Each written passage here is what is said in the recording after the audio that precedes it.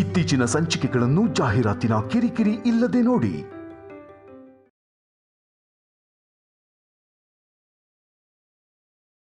ನಾನು ಕಲ್ಯಾಣಿ ನಿಮ್ ಹತ್ರ 5 ಲಕ್ಷ ಕೊಟ್ಟು ತಾನೇ ನಾವ್ ಅಲ್ಲಿಂದ ಹೊರಟಿದ್ದು. ನೀವೇನೋ ಕೊಟ್ಟು ಹೋದ್ರಿ, ಆದ್ರೆ ಕಲ್ಯಾಣಿ ಅನ್ನೋರು ಮಾತ್ರ ದುಡ್ಡು ಕೊಡ್ದೇನೆ ಶೌರ್ಯ ಸರ್ ಹೆಸರು ಹೇಳಿ ಒಡವೆನ ತಗೊಂಡು ಹೋದ್ರು. ನಾನು ಕಲ್ಯಾಣಿ ಇಬ್ರು ಒಟ್ಟಿಗೆ ಹೊರಗೆ ಬಂದ್ವಲ್ಲ, ನನ್ನನ್ ಬಿಟ್ಟು ಅವಳೇನು ಮತ್ತೆ ಹಿಂತಿರುಗಿ ಬರ್ಲಿಲ್ವಲ್ಲ.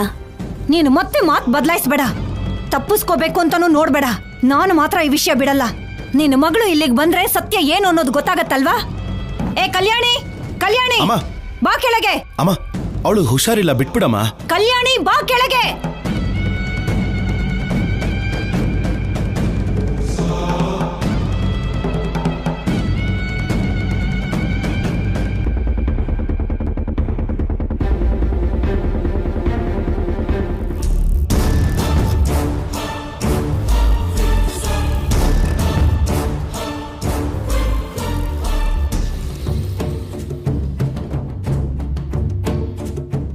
ಬಾರಮ್ಮ ಬಾ, ನಿನಗೋಸ್ಕರನೇ ಕಾಯ್ತಾ ಇದೀವಿ. ಸೇಟು ಅವ್ರೆ, ಈ ಹುಡುಗಿನೇ ಅಲ್ವಾ ನಿಮ್ಗೆ 3 ಲಕ್ಷ ಮೋಸ ಮಾಡಿದ್ದು?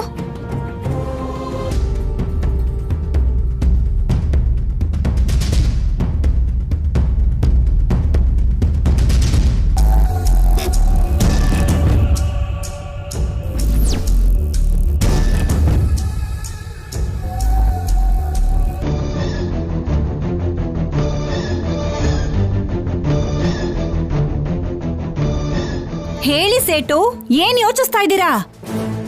ಇವಳೆ ಅಂತ ಹೇಳಿ.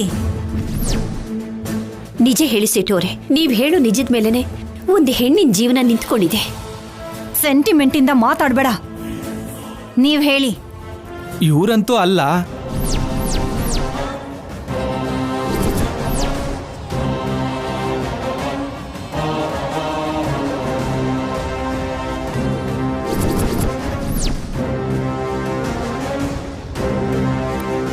ಕಲ್ಯಾಣಿ ಅಂತ ನೀವೇ ಆಗ್ಲೇ ಹೇಳಿದ್ರಲ್ಲ. ಅದೇ ಹೆಸರು ಹೇಳಿದ್ರು, ಆದ್ರೆ ಇವರಲ್ಲ.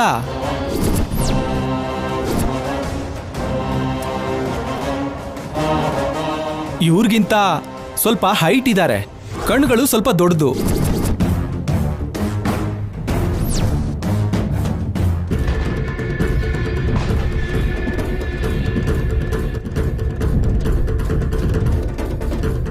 ಸ್ವಲ್ಪ ಸರಿಯಾಗಿ ನೋಡಿ ಸೇಟು, ಇವಳೆ ಅವಳು ಅಲ್ಲ ಮೇಡಮ್.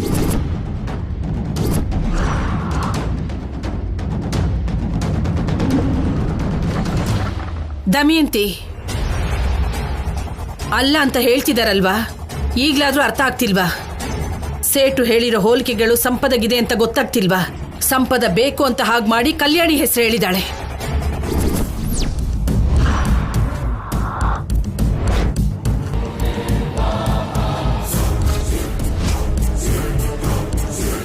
ಸೇಟು ಅವರೇ, ನಿಮ್ಮಿಂದ ನಿಜ ಗೊತ್ತಾಯ್ತು. ನಿಮಗೆ ಬರ್ಬೇಕಾಗಿರೋ ದುಡ್ಡನ್ನ ನಿಮಗೆ ಕಳಿಸ್ತೀವಿ, ನೀವು ಹೋಗ್ಬೋದು. ಸರಿ ಅಮ್ಮ.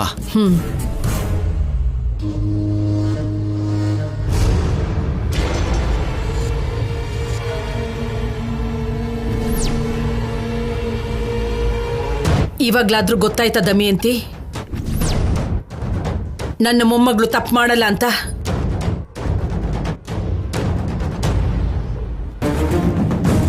ಈಗಷ್ಟೇ ಅನುಪಮ ಹತ್ರ ಏನು ಅಂದೆ ಅಲ್ವಾ? ತಪ್ಪು ಮಾಡಿದಾಳೆ ಅಂತ ನಿರೂಪಿಸಿದ್ರೆ ಹೊರಗಡೆ ಹಾಕ್ತೀನಿ ಅಂತ. ಇವಾಗೇನಂತ್ಯ?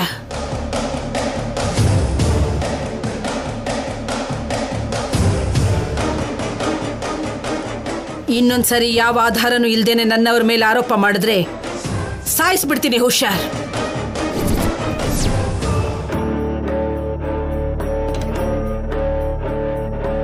ಶೌರ್ಯ, ಕಲ್ಯಾಣಿನ ಹುಷಾರಾಗಿ ನೋಡ್ಕೋ.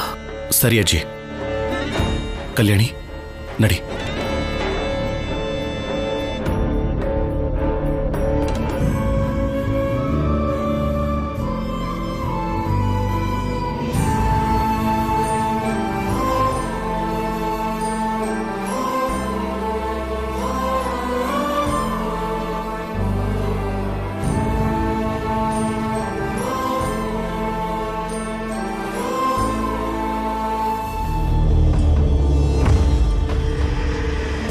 ಒಟ್ನಲ್ಲಿ ಈ ಸೀನಲ್ಲಿ ಹೀರೋಯಿನ್ ಗೆದ್ಲು.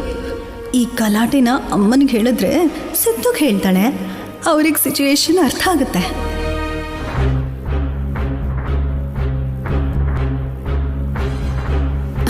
ಸಿದ್ದು ಇಲ್ಲಿದ್ಯಾ? ಏನಮ್ಮ? ನಿನ್ಗೆ ಖುಷಿ ಆಗುವಂತ ಒಂದು ವಿಷಯ ತಂದಿದ್ದೀನಿ. ವಿಷಯ ಏನು ಹೇಳಮ್ಮ? ನಿನ್ ಜೀವನ ನಾಶ ಮಾಡ್ತಿರೋ ಕಲ್ಯಾಣಿ ಅಲ್ಲಿ ಅಳ್ತಿದ್ದಾಳೆ ಕಣೋ. ಬೇಕಾದ್ರೆ ನೋಡು, ಅಕ್ಕ ವಿಡಿಯೋ ಕಳ್ಸಿದಾಳೆ.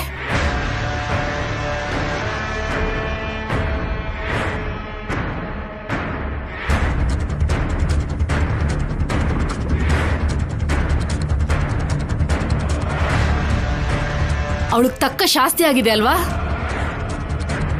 ಇಲ್ಲ ಅಮ್ಮ, ಅವಳಿಗಿಷ್ಟು ಸಾಲಲ್ಲ ಅಮ್ಮ. ಅವಳು ಇನ್ನ ಅಳಬೇಕು.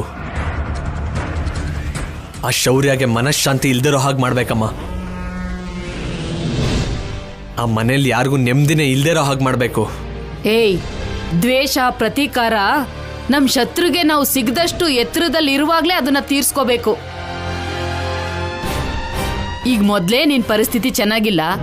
ಇಂಥ ಪರಿಸ್ಥಿತಿಲಿ ಮೊದ್ಲು ನೀನು ಲೈಫಲ್ಲಿ ಸೆಟ್ಲ್ ಆಗ್ಬೇಕು ಕಣೋ.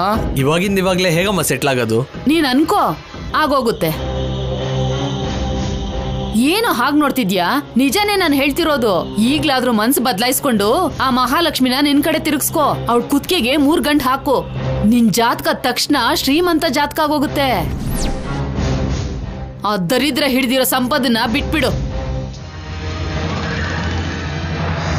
ಆಗ ನಿನ್ಗೆ ಅಂತ ಒಂದ್ ಕುಟುಂಬ ಇರುತ್ತೆ. ಅವಳ ಜೊತೆ ಓಡಾಡ್ತಿದ್ರೆ ನಿನ್ ಸಾವನ್ನ ಬೆನ್ನಿಗೆ ಅಂಟಿಸ್ಕೊಂಡ್ ಹಾಗೆ.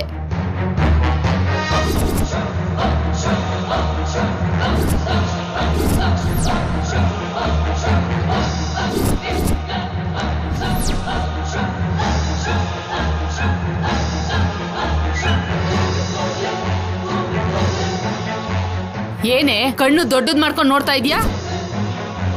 ಇಷ್ಟಕ್ಕೂ ನನ್ ಮಗ ಮನೆ ಊರೂರು ಬದಲಾಯಿಸ್ಕೊಂಡು ತಿರುಗಾಡ್ತಾ ಇರೋದಕ್ಕೆ ನೀನೇ ಕಾರಣ. ನಿನ್ ಗಂಡನ್ ಬಿಟ್ಟು ಬಂದೆ. ನಿನ್ ಗಂಡನ್ ಬಿಟ್ಟಿದ್ದ ದರಿದ್ರ ಇವನ್ ಅಂಟ್ಕೊಂಡಿದೆ. ನನ್ ಮಗ ಕಲ್ಯಾಣಿನ ಮದ್ವೆ ಆಗಿದ್ರೆ ರಾಜನ್ ತರ ಇರ್ತಿದ್ದ. ಆ ಶಿವ ಪಾರ್ವತಿ ಕುಟುಂಬ ನನ್ ಮುಷ್ಟಿಲಿ ಇರ್ತಾ ಇದ್ರು. ಆದ್ರೆ ಏನ್ ಮಾಡೋದು, ಎಲ್ಲ ಕರ್ಮ. ಅತ್ತೆ, ಯಾರೇ ನಿನ್ಗತ್ತೆ? ಏನೋ ಮಾತ್ ಜೋರಾಗ್ತಿದೆ. ನಿನ್ನೆ ಮೊನ್ನೆ ಹುಟ್ಟಿರೋ ನಿನ್ ಮಗುಗೋಸ್ಕರ ಇಷ್ಟೊಂದು ಹಠ ಮಾಡ್ತಿದ್ಯಲ್ಲ. 25 ವರ್ಷ ಸಾಕಿ ಬೆಳೆಸಿರೋ ನನ್ ಮಗನ್ ಬಗ್ಗೆ ನಾನು ಯೋಚನೆ ಮಾಡ್ಬಾರ್ದಾ? ಅಮ್ಮ ನಿಲ್ಸಮ್ಮ, ನಿನ್ ಕೈ ಮುಗಿತೀನಿ. ಛೀ,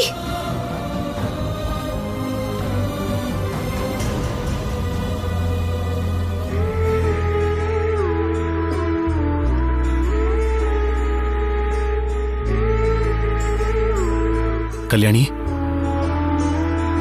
ಕಲ್ಯಾಣಿ, ಆಫೀಸರ್. ಎದ್ದೇಳು, ಊಟ ಮಾಡು.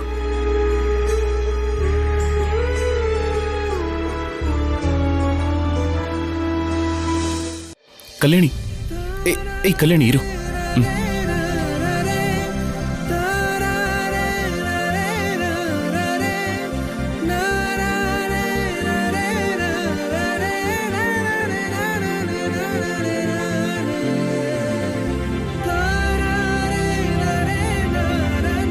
ನೀನ್ ಹಠ ಮಾಡ್ತೀಯ ಅಂತ ಗೊತ್ತಿತ್ತು, ಆದ್ರೆ ಇಷ್ಟೊಂದು ಅಂತ ಗೊತ್ತಿರ್ಲಿಲ್ಲ. ಆ ಮಾಡು, ಆ ಮಾಡು.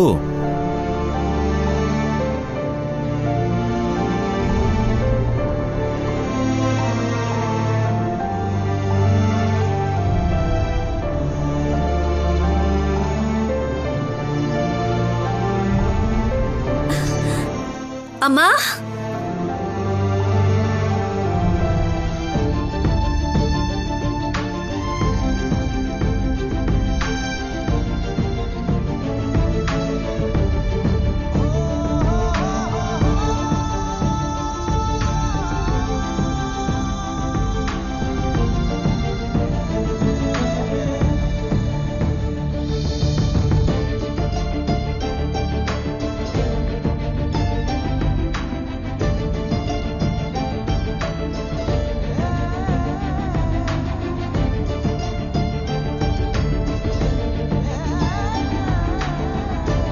ಒಂದ್ ವೇಳೆ ನೀನ್ ಸೇಟುಗ್ ದುಡ್ಡು ಕೊಡದೆ ಖರ್ಚು ಮಾಡ್ಕೊಂಡಿದ್ದಿದ್ರು ನಾನು ಏನು ಅನ್ಕೋತಾ ಇರಲಿಲ್ಲ. ಯಾಕೆ ಅಂದರೆ ಅದು ನಮ್ಮ ದುಡ್ಡು. ನಮಗೆ ಖರ್ಚಿಗೆ ಬರದೆ ಇನ್ಯಾರಿಗೆ ಖರ್ಚಿಗೆ ಬರುತ್ತೆ ಹೇಳು? ಅದೇನು ಅಂದರೆ ನನಗೆ ನೀನು ಹೇಳದೆ ಬೇರೆ ಯಾರೋ ಹೇಳಿದ್ರು ಅನ್ನೋ ಕೋಪದಲ್ಲಿ ನಿನ್ನನ್ನು ಹಾಗೆ ಕೇಳಿಬಿಟ್ಟೆ. ತಪ್ಪು ನಂದೆ. ಶಿಕ್ಷೆನ ನನಗೆ ಕೊಡು. ಆದರೆ ನೀನು ನಿನಗೆ ಹೀಗೆ ಶಿಕ್ಷೆ ಕೊಟ್ಕೋಬೇಡ. ಈಗ ನೀನು ನನಗೆ ಶಿಕ್ಷೆ ಕೊಡಲೇಬೇಕು.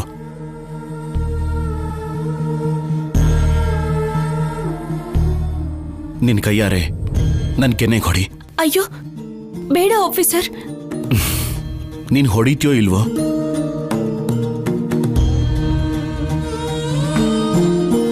ಹಾಗಾದ್ರೆ ಇವತ್ತಿಂದ ನಾನು ನಿನ್ನ ಜೊತೆ ಮಾತಾಡಲ್ಲ, ಲೈಫ್ ಲಾಂಗ್.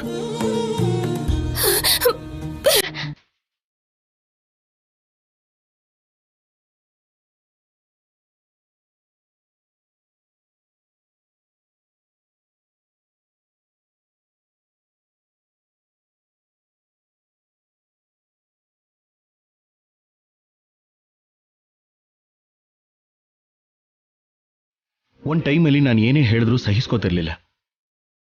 ತಕ್ಷಣ ಅದಕ್ಕೆ ಉತ್ತರ ಕೊಟ್ಬಿಡ್ತಿದ್ದೆ. ಮನಸ್ಸಿಗೆ ತಗೋತಾನೆ ಇರಲಿಲ್ಲ. ಹೀಗೆ ಬೇಜಾರು ಮಾಡಿಕೊಂಡು ಊಟ ಮಾಡ್ದೇನೆ ಇರ್ತಿರ್ಲಿಲ್ಲ. ಈಗ ಯಾಕೆ ಹೀಗೆ ಊಟದ ಮೇಲೆ ಬೇಜಾರು? ಒಂದ್ ಟೈಮಲ್ಲಿ ಆಫೀಸರ್ಗೆ ನನ್ ಮೇಲೆ ಕರುಣೆ, ಕೋಪ ಮಾತ್ರ ಇರ್ತಾ ಇತ್ತು.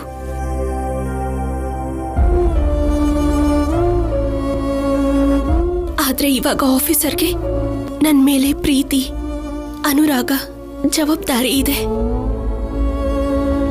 ನಾವಂದ್ರೆ ಇಷ್ಟ ಇಲ್ಲದೆ ಇರೋರು ನಮಗೆ 100 ಮಾತಂದ್ರು ನೋವಾಗೋದಿಲ್ಲ. ಆದ್ರೆ ನಾವು ಪ್ರೀತಿಸೋರು ನಮ್ಮನ್ನ ಸ್ವಲ್ಪ ಅಪಾರ್ಥ ಮಾಡ್ಕೊಂಡ್ರು ಸಹಿಸೋಕ್ಕಾಗಲ್ಲ ಆಫೀಸರ್. ಮನಸ್ಫೂರ್ತಿ ನೋವಿಂದಾನೆ ತುಂಬ ಹೋಗ್ಬಿಡುತ್ತೆ. ತಲೆಯಲ್ಲಿ ಲಕ್ಷ ಯೋಚನೆಗಳು ಮಾಡೋದಕ್ಕೆ ಶುರು ಮಾಡ್ತೀವಿ. ನಮ್ ಸುತ್ತ ಇರೋ ಪ್ರಪಂಚ ಎಲ್ಲ ಶೂನ್ಯದ ಹಾಗ ಅನ್ಸುತ್ತೆ. ನಾನ್ ತಪ್ಪು ಮಾಡಿಲ್ಲ ಅಲ್ವಾ? ಆದ್ರೆ ಅವರು ನಾನ್ ತಪ್ಪು ಮಾಡಿದ್ದೀನಿ ಅಂತ ಹೇಗ್ ನಂಬ್ತಾರೆ? ನಾನು ಯಾವ ತರ ಅಂತ ಅವ್ರಿಗೆ ಗೊತ್ತಿದೆ ಅಲ್ವಾ? ನಾನ್ ತಪ್ಪು ಮಾಡಿದ್ದೀನಿ ಅಂತ ನಂಬೋಕ್ಕೂ ಮುಂಚೆ ಹೀಗಂತಿದ್ದೀರಾ. ಆದ್ರೆ ನಾನು ಅದನ್ನ ನಂಬಿಲ್ಲ. ಯಾಕೆ ಈ ತರ ಒಂದ್ ಮಾತು ಅವ್ರು ಹೇಳಿಲ್ಲ ಅಂತ ತುಂಬಾ ನೋವಾಗ್ತಿದೆ ಆಫೀಸರ್. ಇನ್ನು ಹೇಗೆ ಊಟ ಮಾಡ್ಬೇಕನ್ಸುತ್ತೆ? ಪ್ರಾಣ ಹೋಗ್ತಿದ್ರು ಆ ನೋವು ದೂರ ಆದ್ಮೇಲೆ ತಿನ್ಬೇಕನ್ಸುತ್ತೆ. ಹೀಗ್ ಪ್ರೀತಿಯಿಂದ ತಿನ್ನಿಸ್ತಾ ಇದ್ರೆ ಆ ನೋವೆಲ್ಲ ಹಾಗೆ ಹೊರಟೋಗುತ್ತೆ. ಏನು ಆಫೀಸರ್ ಹೀಗ್ ಸುಮ್ನಾಗೋದ್ರಿ? ನಿನ್ನ ಹುಚ್ಚು ಪ್ರೀತಿ ನೋಡಿ.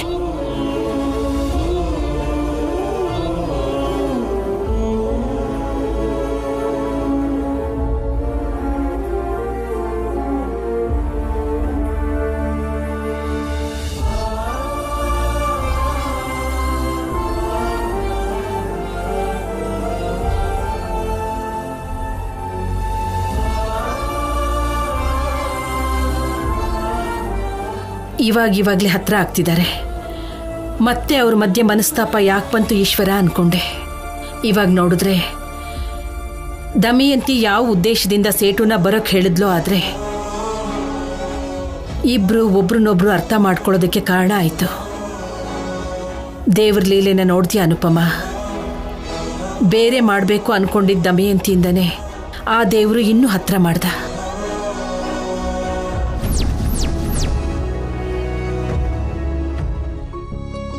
ನನಗ್ ತಿನ್ನಿಸ್ತಾನೆ ಇರ್ತೀರಾ?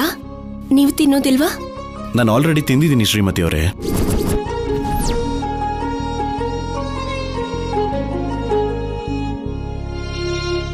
ಈ ಪೊಲೀಸ್ ಆಫೀಸರ್ ಸುಳ್ಳು ಹೇಳೋರನ್ನ ಈಸಿಯಾಗಿ ಐಡೆಂಟಿಫೈ ಮಾಡ್ತಾರೆ.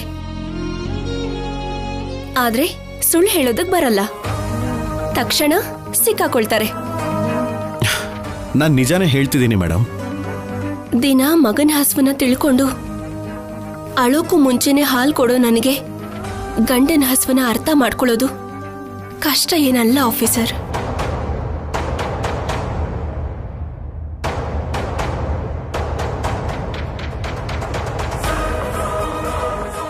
ನೀವು ನನಗೆ ಬೈದ್ರಿ ಅನ್ನೋ ನೋವಿಂದಾನೋ ವರ್ಕ್ ಪ್ರೆಷರಿಂದಾನೋ ತಿಂದಿಲ್ಲ ಅಂತ ನನಗೆ ಅರ್ಥ ಆಗ್ತಿದೆ. ನಾನು ತಿನ್ನಿಸ್ತೀನಿ, ನೀವು ತಿನ್ನಿ.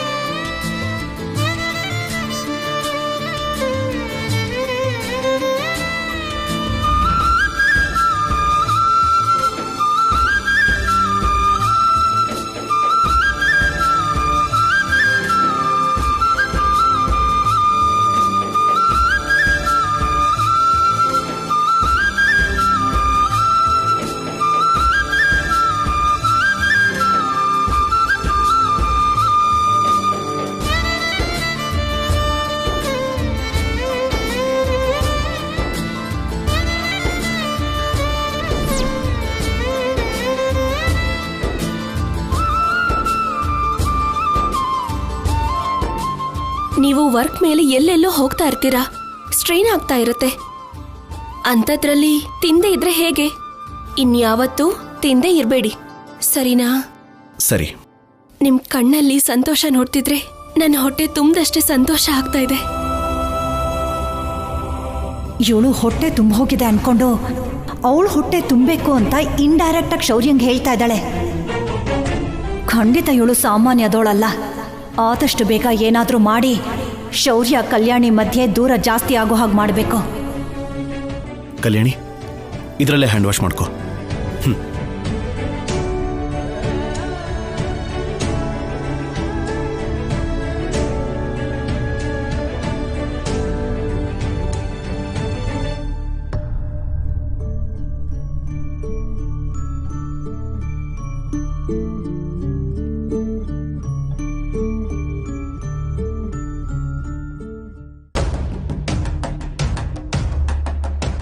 ಬಾವ ಇಲ್ಲಿ ಊಟ ಮಾಡಕ್ ಬರ್ಲಿಲ್ವಾ ಅತ್ತೆ?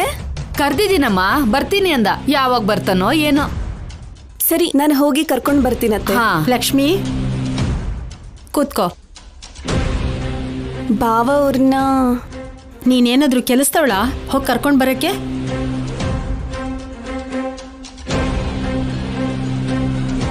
ಅವ್ರಿಗೆ ಹಸುವಾದ್ರೆ ಅವರೇ ಬಂದು ತಿಂತಾರೆ. ನೀನು ಕೂತ್ಕೋ.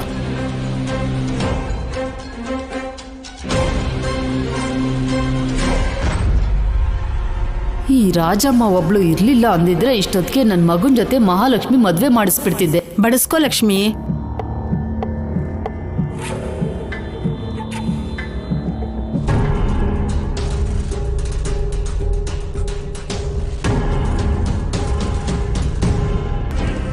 ಎಷ್ಟು ಬೈದ್ರು ನಾಚಿಕೆಯಲ್ಲಿರೋ ಜನ್ಮ, ತಿನ್ನೋದಕ್ಕೆ ಬಂದಿದ್ದಾಳೆ. ನಾನು ಊಟ ಮಾಡೋದಕ್ಕೆ ಬಂದಿಲ್ಲ ಮೀನಾಕ್ಷಮ್ಮ, ನಿನಗೆ ಬೈಸೋದಕ್ಕೆ ಬಂದಿದ್ದೀನಿ. ಯಾಕೆ ಬಾವ ಹಾಗೆ ಇದ್ದೀರಾ? ಬಡಿಸ್ಕೊಳ್ಳಿ.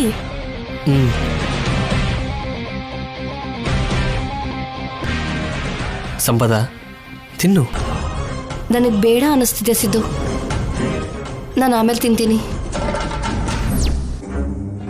ಸಂಪದ,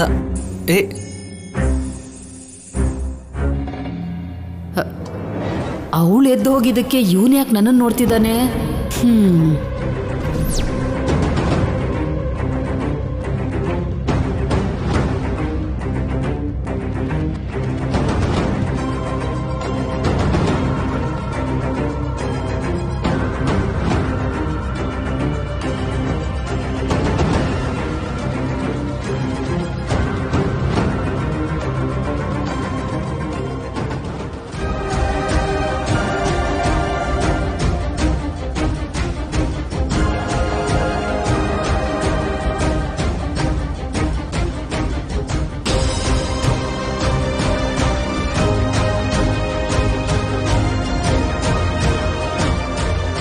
ಯಾಕಳಿಯ ಏನು ಯೋಚನೆ ಮಾಡ್ತಿದ್ಯಾ?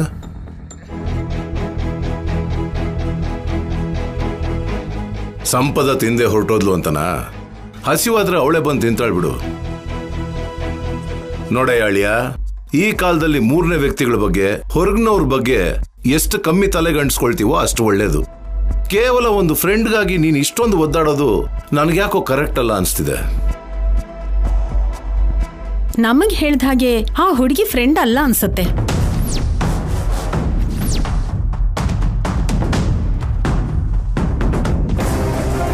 ಹೌದು, ಸಂಪದ ನನ್ನ ಫ್ರೆಂಡ್ ಅಲ್ಲ.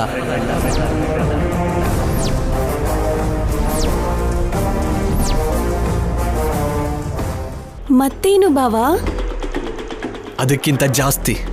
ಅಂದ್ರೆ ಇನ್ನೂ ಅರ್ಥ ಆಗ್ಲಿಲ್ವಾ ಲಕ್ಷ್ಮಿ? ಪ್ರೀತಿಸ್ತಿರೋ ಹುಡುಗಿ ಅಂತಿದ್ದಾನೆ.